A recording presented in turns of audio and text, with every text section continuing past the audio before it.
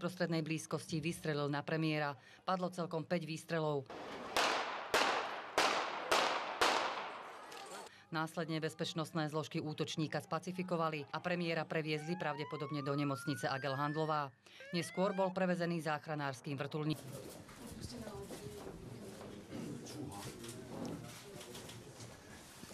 Poďte takto, tam ešte dozadu. Bol brutálny. Ďakujem pekne.